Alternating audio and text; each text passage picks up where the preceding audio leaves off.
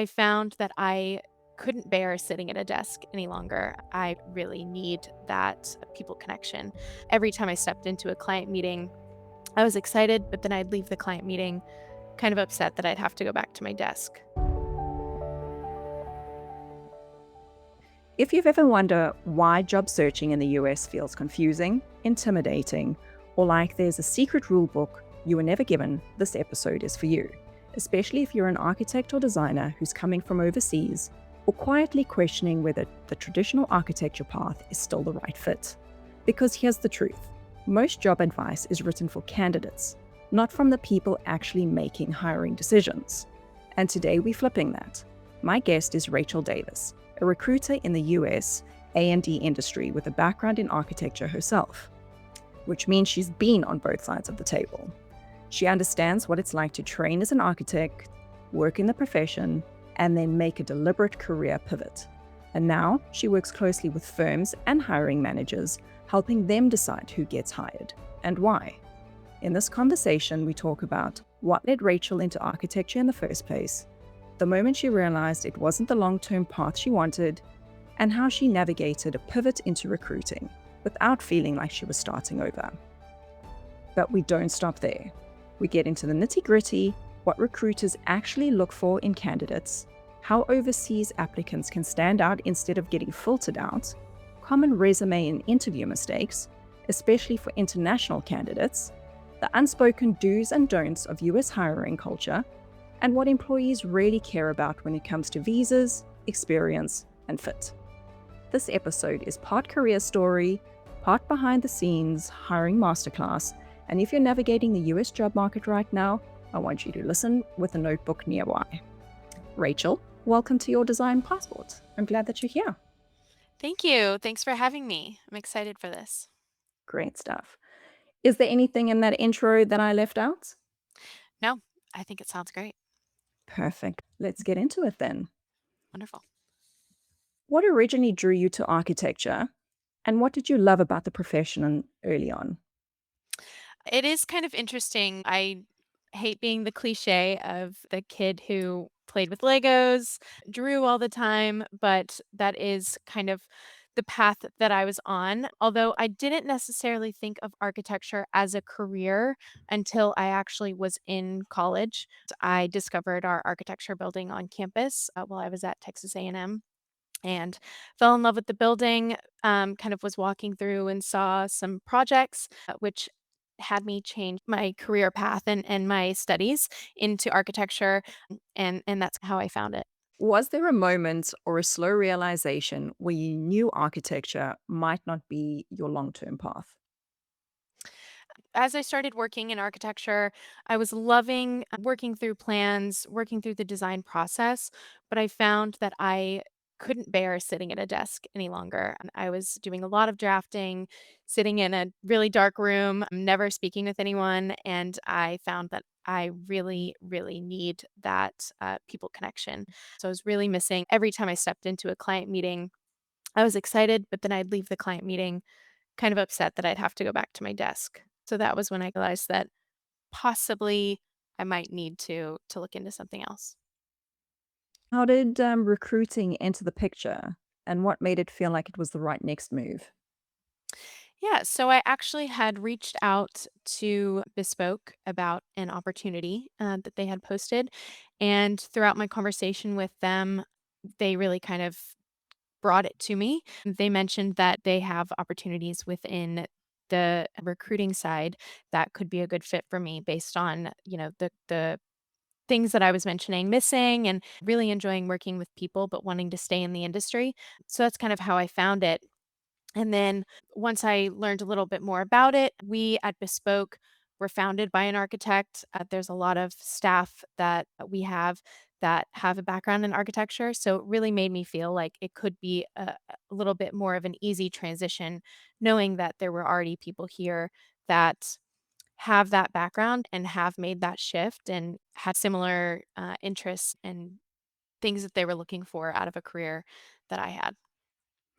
You mentioned Bespoke. I know that I saw Bespoke when I was still in Australia. Is there any cross connection between the various offices in different countries? Yeah, so we were actually founded about over 20 years ago. We started with offices in London as well as Australia. We have grown from our office in London. We have now offices covering multiple cities in Australia, and now more recently, although we've been in the U.S. for quite a while now, we have an office in LA, an office in New York, and an office in Texas. So we are global. We work alongside those offices. So we share candidates and work with similar clients that are in all of our offices worldwide. That's actually very interesting. That actually would have been something fantastic to know when I was looking for a job because I didn't know that I didn't know that Bespoke existed, but I didn't know that there could have been that opportunity between inter-office and cross-country pollination. So that's awesome. Yeah, I think it is a really exciting thing that we do. I actually had the opportunity earlier that at the end of last year. I had a friend here in Austin, Texas, who was in the landscape design position. She was looking to move to Australia. Her partner was originally from Australia, and I was able to find her a job through our office in Sydney there. So she just started at the end of last year, which was really exciting to be able to be a part of that transition. That's amazing. And then for listeners considering a pivot from architecture to recruiting themselves, how did you reframe that decision as progress and not failure?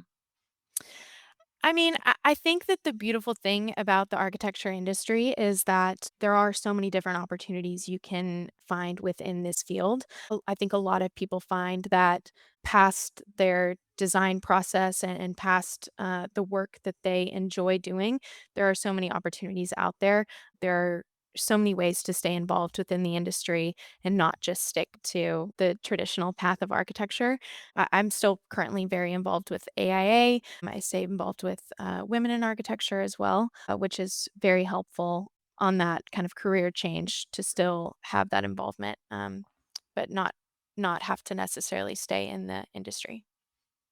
When you first review a candidate, what stands out immediately in a good way or in a bad way? I think honestly, it all comes down to your immediate, what your CV looks like, what your portfolio looks like. When it comes to resumes, we always think it should be, something easy on the eyes, not too jumbled with words, but enough to get across, what your role was at certain firms. Having it organized and well put together, not too much graphics, a really clean portrayal of who you are while still showing a little bit of your design side. I think in this industry, being able to share who you are as a designer first and foremost on your resume and portfolio really important because they show who you are. Having it done in a very nice, concise, clean way is a great way to stand out. What separates a qualified candidate from someone you would actively advocate for?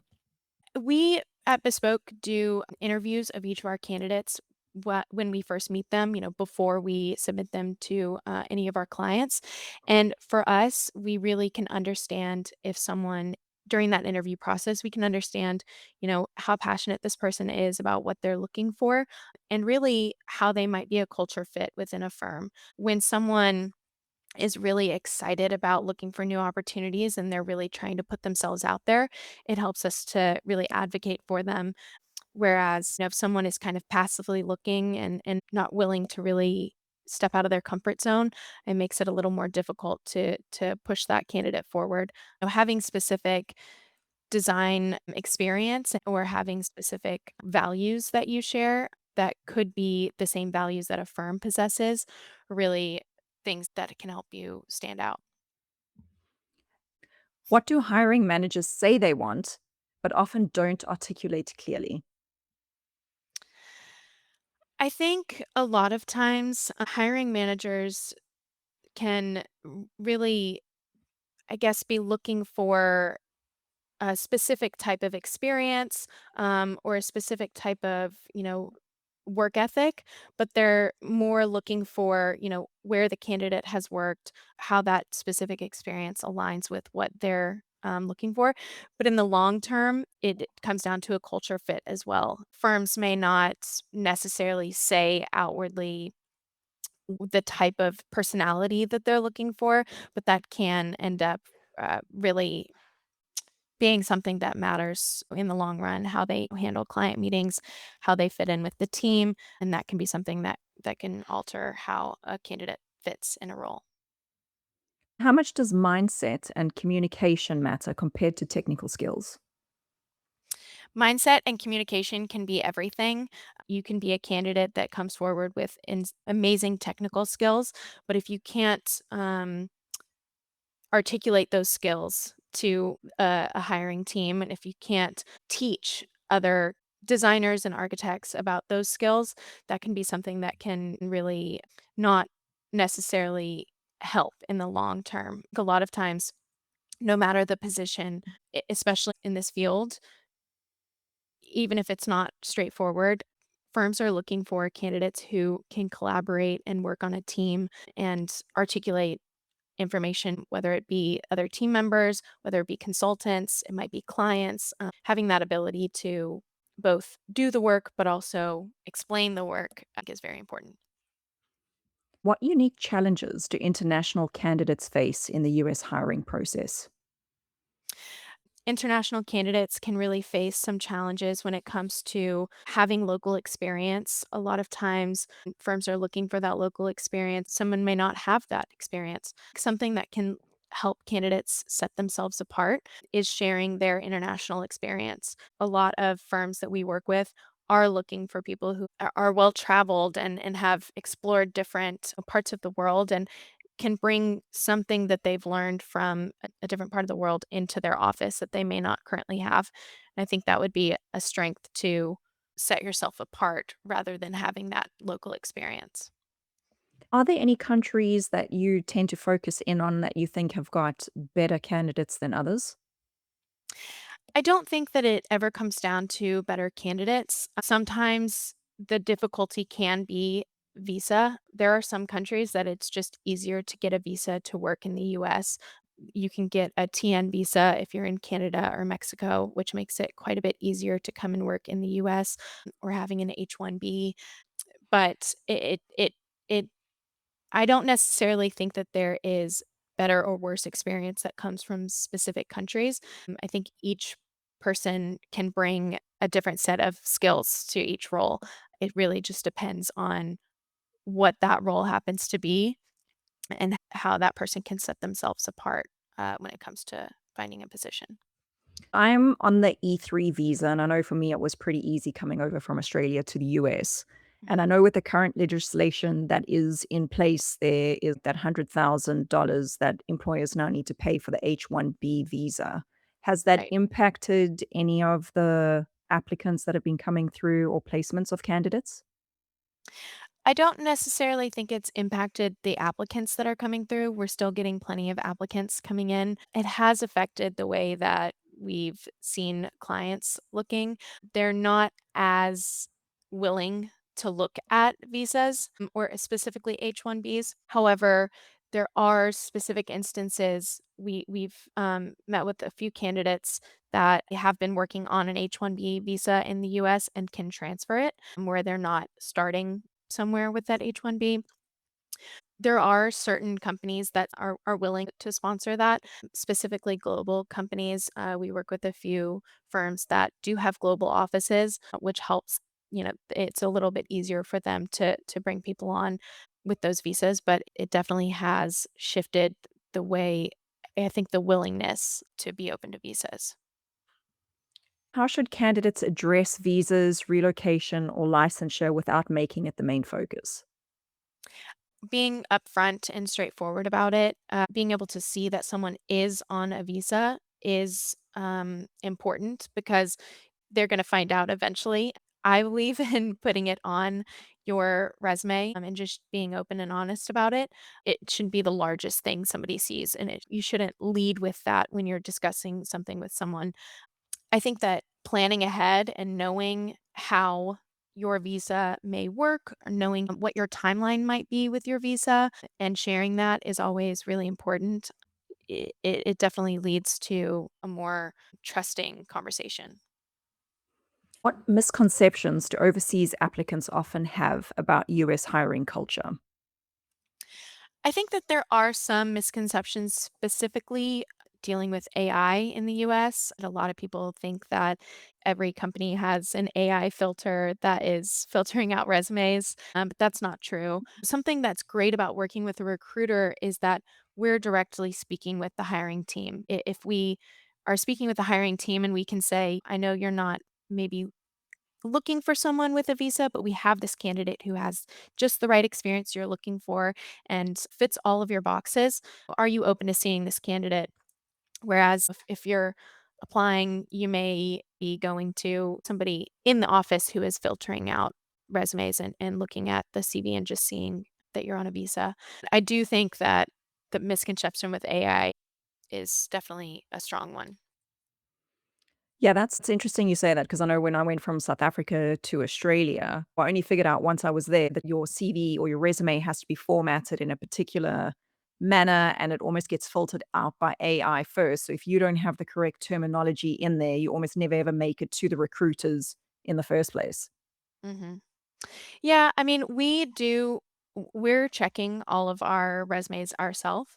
We go through each resume intentionally. We do look for certain things, of course. It's not going through an AI filter when we're looking at those. I think it probably does happen with some larger firms, but having a person that you can discuss with is always helpful. And we do resume and, portfolio help as well. If you're a candidate and you're interested in just getting some advice on your portfolio and how you might present yourself better, we always offer advice, can give samples, and really walk you through what will set you apart and how you can present yourself in the best way possible.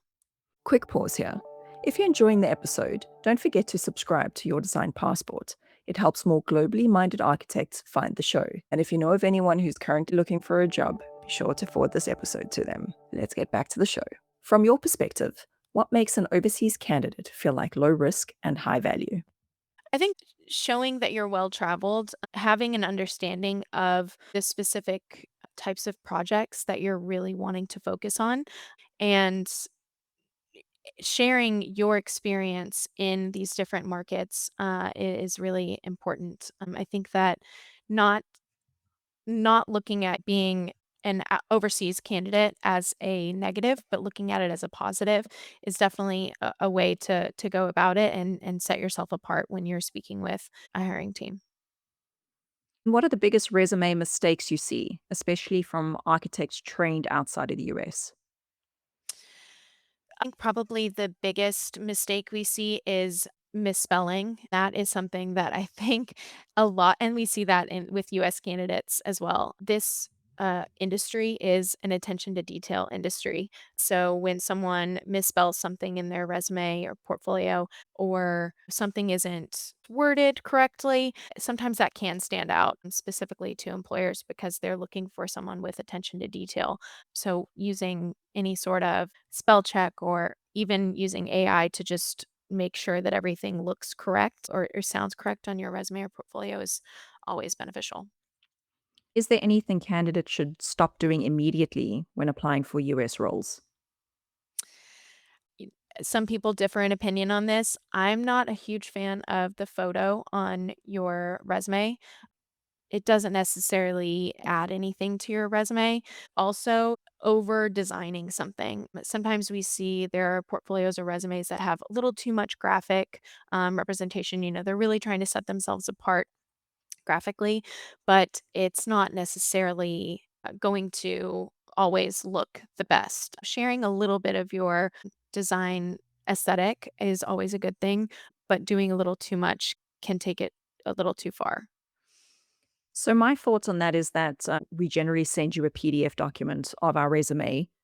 I worked very briefly for a recruiting agency while I was still busy studying in South Africa. And we pretty much just pulled all of the information out of a resume and put it into our own format. So, in my mind, the way that I'm thinking is that your portfolio is almost something that you can use to give a little bit of your personality, but your resume itself is a purely functional document that just outlines exactly who you are, what your skills are, because you're going to reformat it anyway.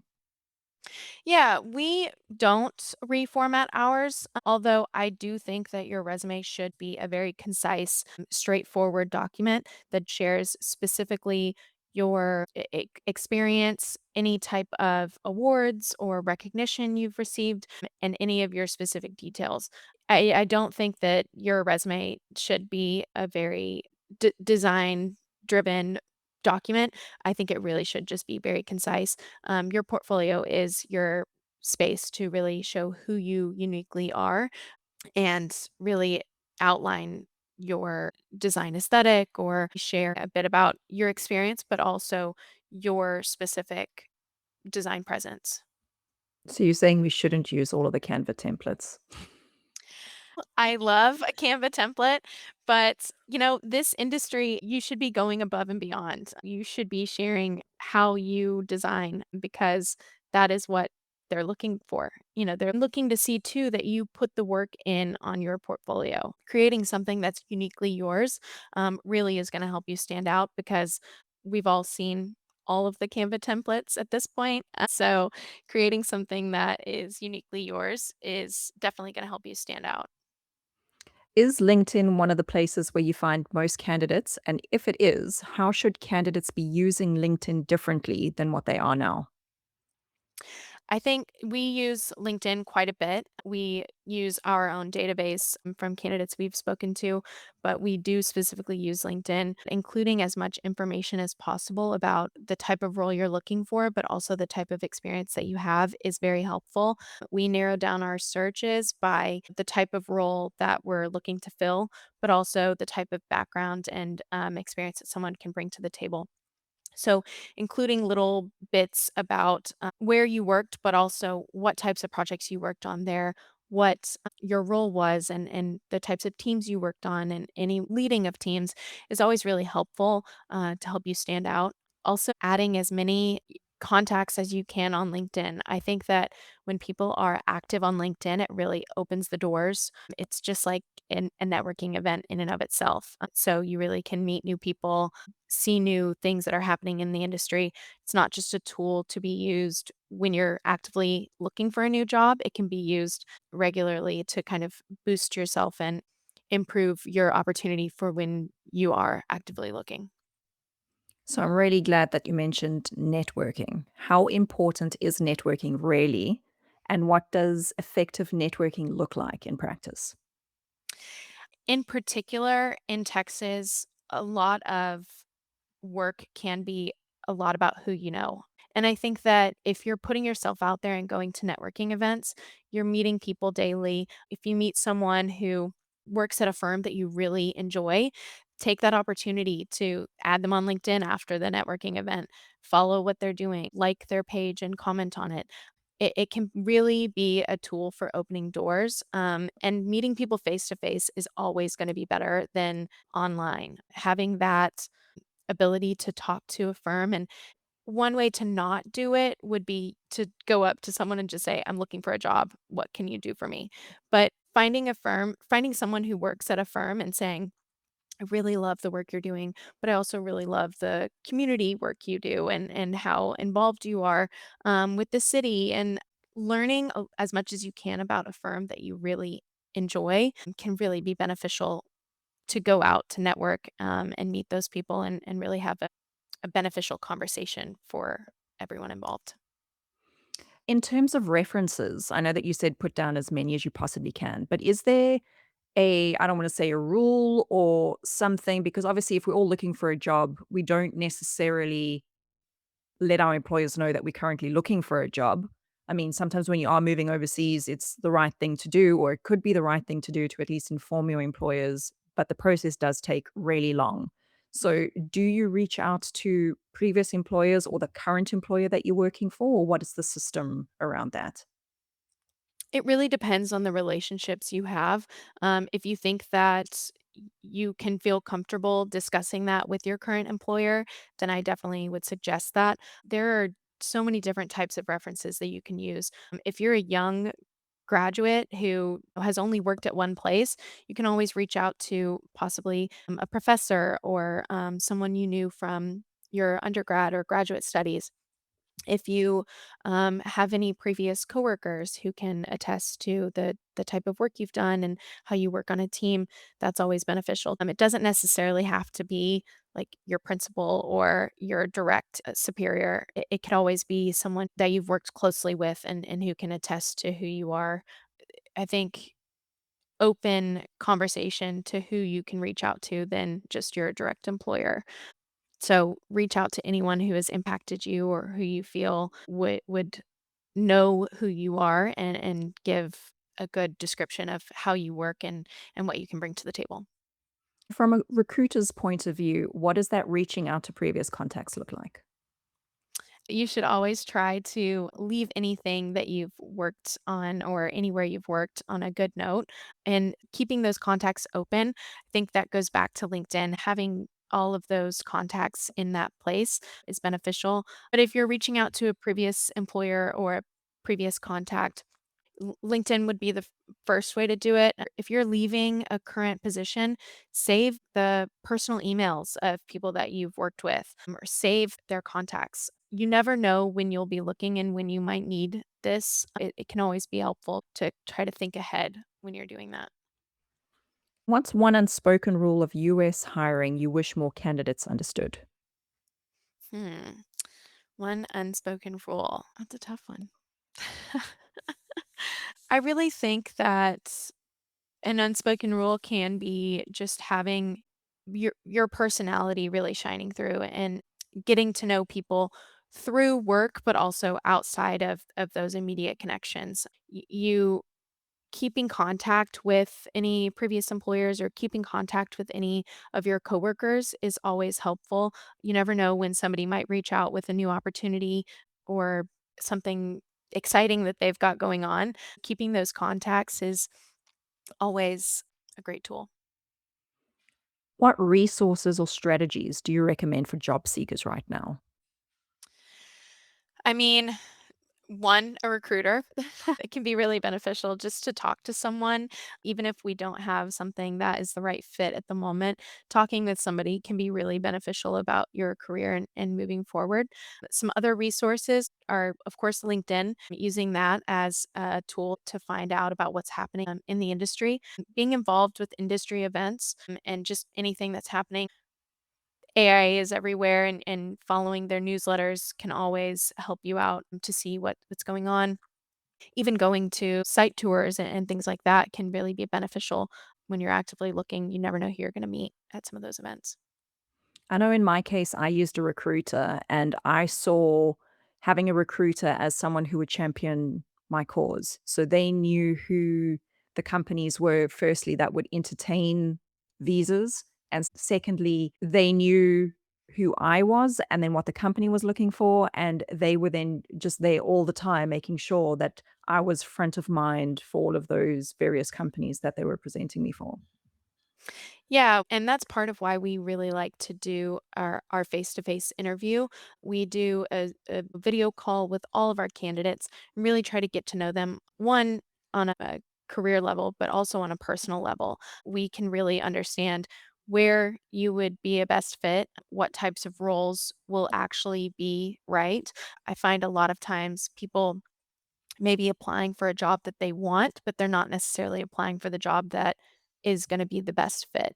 We can have that candid conversation, and then we do have a close relationship with the firms that we work with. We try to stay local, so we're familiar with their office culture, with their benefits, how they work. It can be helpful when we're having those conversations to share that information and help candidates even if there is a dream firm out there, it may not fit with what they're actually day to day looking at. So, finding that information out and then being able to keep that relationship going over time and continuously checking in and finding out about where that candidate is and how their job search is progressing and keeping them updated about jobs that we have is really helpful. For someone listening who feels discouraged or behind, what would you want them to hear? It's going to sound cliche, but always keep going. You're eventually going to find a firm that shares the same values and that really appreciates who you are and what you can bring to the table. There are times where I know right now especially, it can be really hard to continuously apply and try to set yourself apart. There is a firm out there who will be needing exactly who you are and will be looking for your personality and your passions as well, finding a firm that shares the same passion that you have and, the same, values that you have is very important, and I think that's something that will stand out when it finally is the right fit. All right, Rachel, it's time for our signature moment, the passport stamp question. Think of your career as a passport. What's the stamp that changed you, shaped you, or surprised you the most? Um, I never thought that I would be in this position as a recruiter. I've always enjoyed working with people, but it's really helped me progress in that sense. I've become such a relationship builder for others, but also for myself. And that has really been beneficial to me. It is kind of a whirlwind that I ended up in this position too. I must say, from my point of view, being a candidate on the other side, I really appreciate when the person that I'm speaking to has some familiarity with the architecture industry because we are such a niche group of people and not everyone always understands those things. So, thank you. Yeah, it is. There are so many candidates I talk to who say that they've talked to other recruiters and they start talking about software and then that recruiter has no clue about it. I personally have worked in most softwares. I know the struggles, I know the fun of learning all the shortcuts. It is beneficial and it's a joy to stay in the industry and work with architects and designers. If there are any candidates out there who are looking to get in contact with you, what are all the socials or all of your details that they can get hold of you? Yeah, so I'm on LinkedIn, Rachel Davis with Bespoke Careers. I'm on Instagram and you can contact me by email. We also have our website, which is bespokecareers.com, where we have tons of information where to find us and how we work. We also have some great information on our website. We have a salary guide that we put out. We do market reports that share any industry shifts that we're seeing for clients and candidates. And then we have all of our jobs posted worldwide on our website as well. That's amazing. Thank you. And any final words of wisdom for anyone out there? Just always believe in yourself. That sounds so silly, but I think in this industry, it feels like sometimes you have to follow the status quo or do kind of what your firm is doing, but always look back at your schoolwork and your own personal design identity and always keep that in mind. Always keep expanding on it, always keep learning. This is an industry that's consistently changing and there's something to learn from this industry every day. Oh, awesome. Thank you very much, Rachel. And that's a wrap on today's episode of Your Design Passport. A huge thank you to Rachel for pulling back the curtain on how hiring actually works inside architecture firms here in the United States. If you're navigating the job market, especially as an international architect or designer, I hope this conversation gave you a little more clarity, confidence, and maybe even a few practical strategies you could start using right away. One of the biggest takeaways from today's episode is that your international experience isn't a weakness. It's often exactly the perspective firms are looking for. The key is learning how to position it, communicate it, and connect with the right people along the way. If you enjoyed this episode, make sure you subscribe to Your Design Passport so you don't miss future conversations with architects, designers, and industry insiders who are navigating global careers and redefining what it means to work inside the profession. You can also find links to Rachel's LinkedIn, Bespoke Careers, and the resources we mentioned in the show notes. And if you know someone who's currently navigating the US architecture job market or considering a career pivot like Rachel did, feel free to share this episode with them. Until next time, keep designing your path and collecting those stamps along the way.